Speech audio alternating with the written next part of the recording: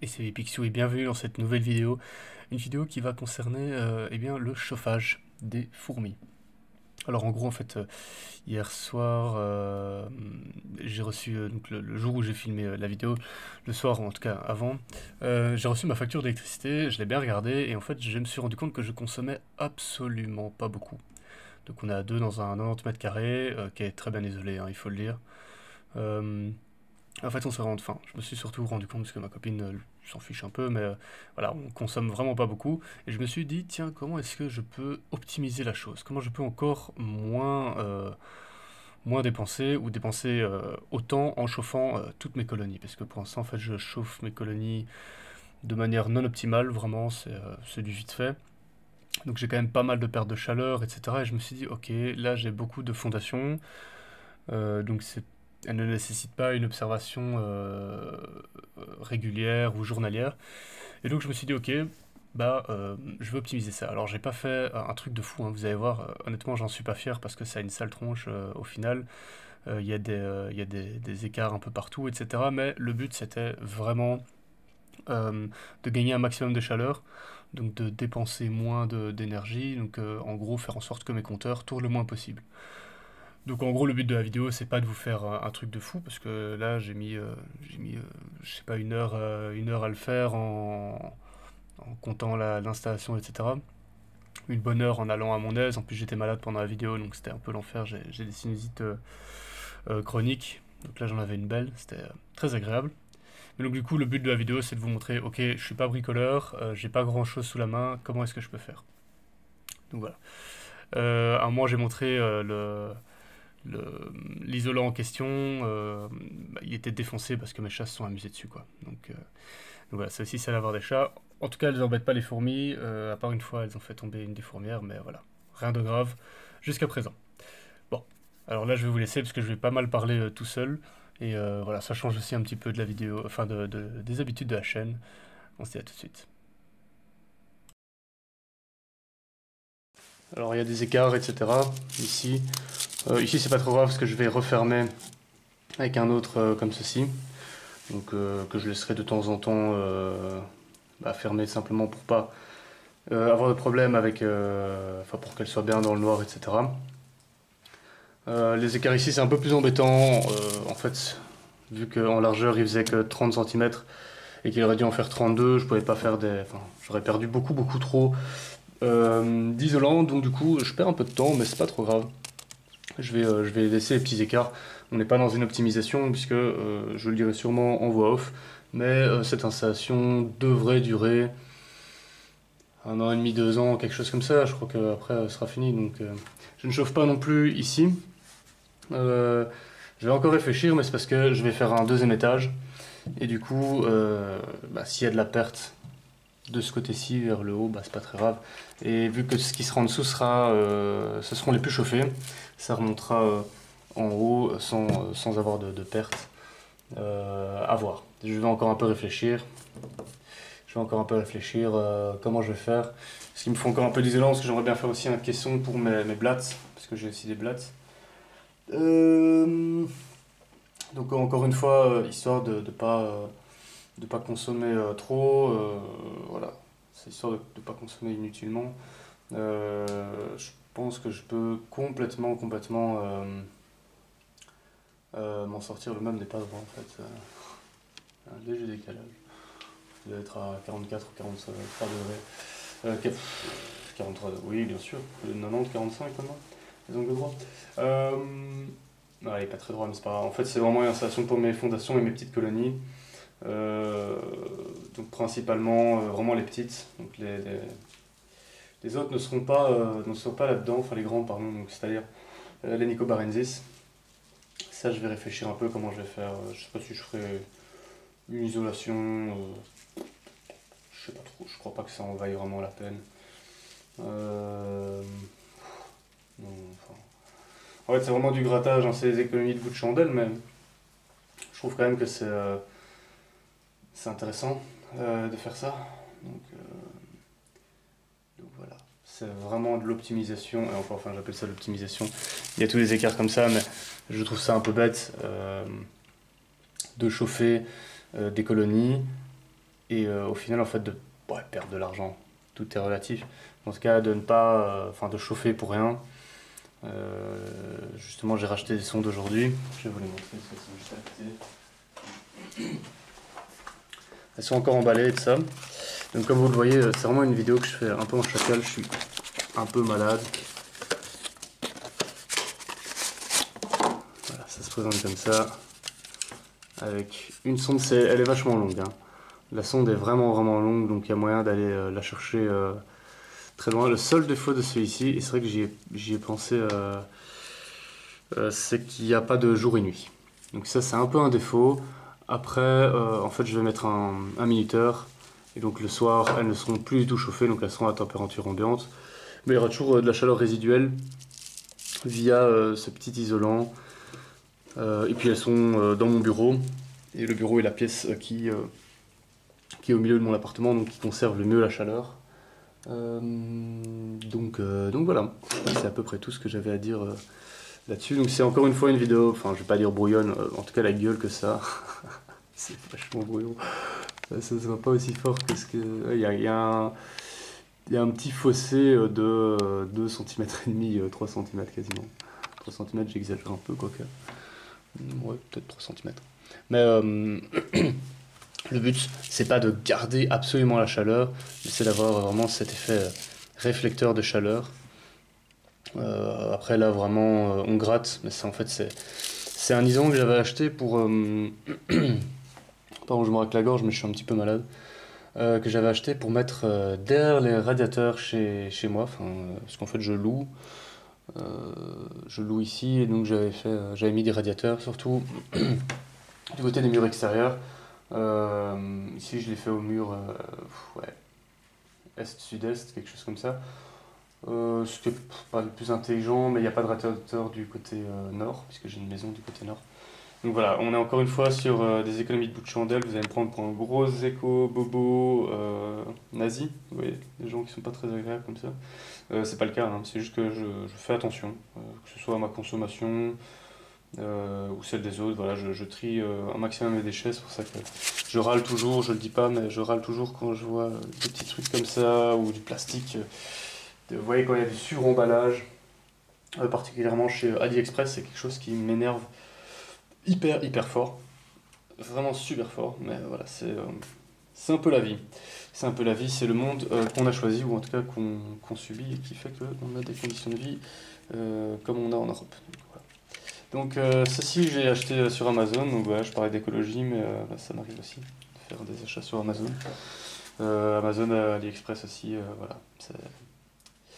C'est dommage, mais en fait j'habite en Belgique et il n'y a pas du tout des produits comme ça. En fait, si je les achète par exemple chez Brico, qui est un peu le Jardiland, on va dire, mais qui fait aussi tout ce qui est intérieur de Belgique, ben ça va me coûter 2 fois le prix.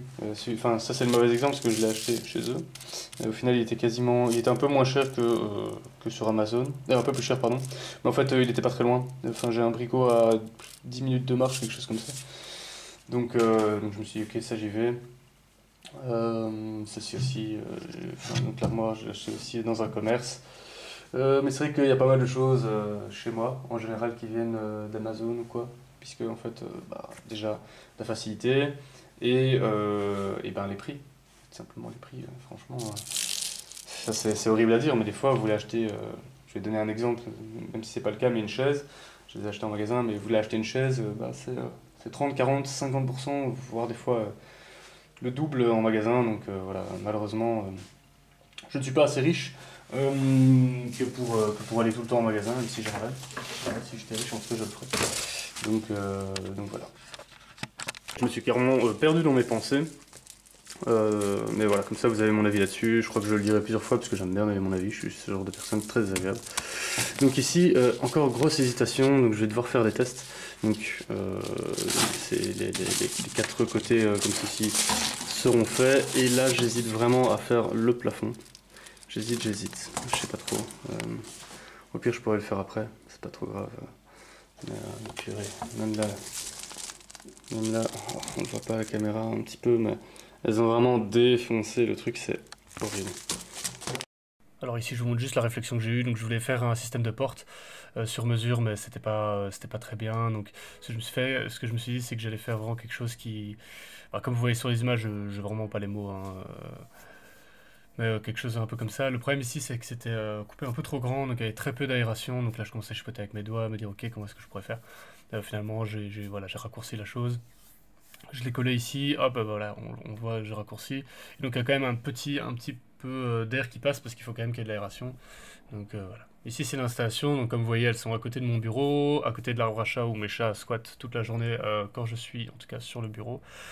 Donc voilà, rien de très intéressant, hein. Je vous montre vraiment juste comme ça vous voyez un petit peu comment est-ce que j'ai fait. Mais voilà, j'ai collé bien sûr les sondes pour pas avoir le problème que j'ai eu dans l'épisode 4 avec mes Camponotus. Ouais, bah, si tu sais pas quel est le problème que j'ai eu avec mes Camponotus nicobarensis, bah, il faut regarder la vidéo. Il faut regarder la vidéo.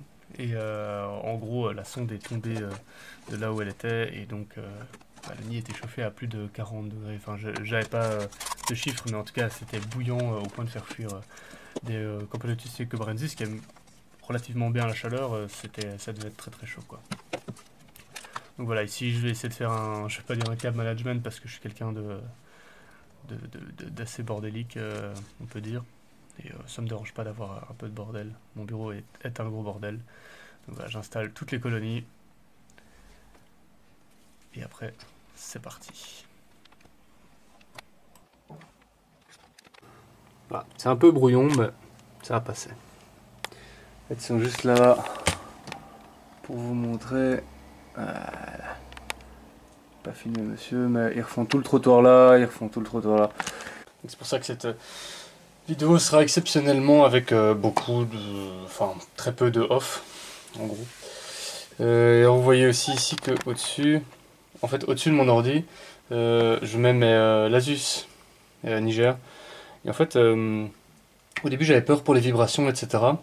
Mais bah y a pas de souci. Et là elles sont à 21, et alors quand l'ordinateur tourne, c'est-à-dire assez souvent parce que j'aime bien les jeux vidéo, alors on atteint des températures qui vont vers 24, 26 s'il tourne toute la journée, si a tourné longtemps. Et alors ce que je fais, c'est en fin de soirée, un peu avant d'aller dormir, j'ouvre le couvercle, comme ça aère un petit peu. Et alors là ça redescend à 18 environ. Donc voilà, c'est vrai qu'il est assez chaud, hein, 21,1. Après j'ai laissé la lumière rentrer, etc. Donc c'est un peu plus chauffé, mais quand même je suis étonné. D'habitude il est... quand l'ordi est coupé, c'est un peu plus froid. Et... Dans la pièce il fait 20 degrés alors que mon chauffage est mis sur 19. Et ben, bien sûr ça l'envers. Mais du coup c'est bien. C'est pas mal. Alors ici, un peu sur le côté, vous avez l'arbre à chat des chats. Et en fait, pourquoi j'ai mis ça là? C'est parce que les chats adorent être près de mon bureau.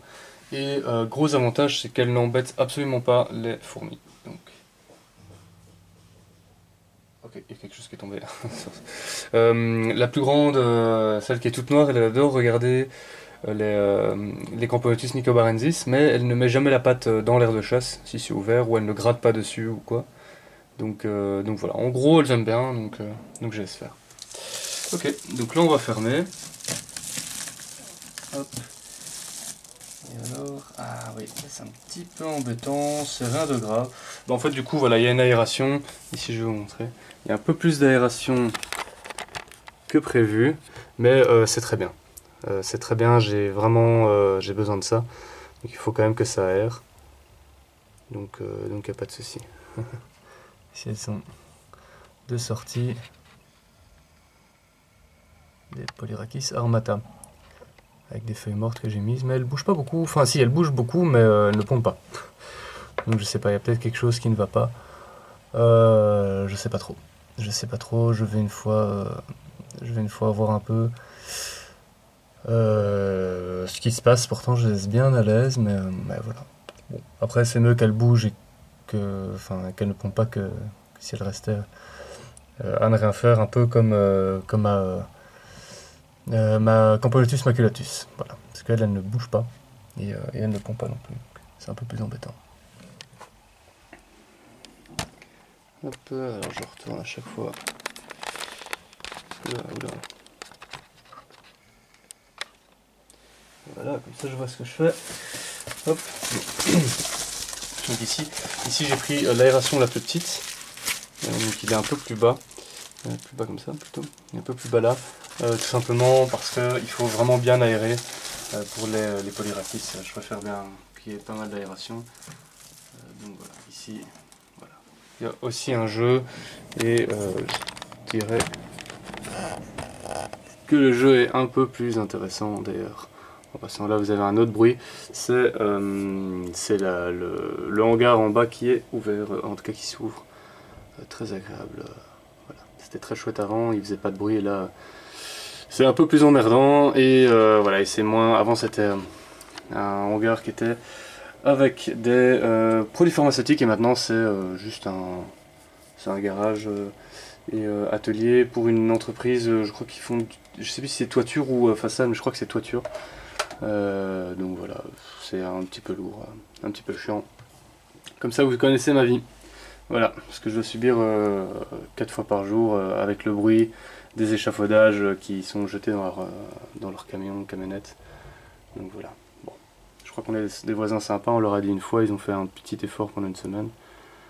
Mais c'est tout. Voilà, comme ça vous savez ma vie et j'ai la possibilité, je vais pas dire de m'énerver parce que je suis pas du tout énervé, mais de me plaindre plutôt. Donc voilà. Bah écoutez, merci beaucoup d'avoir regardé cette vidéo. Je vous souhaite une excellente journée ou une excellente soirée. On se dit à très bientôt les Pixious. Salut!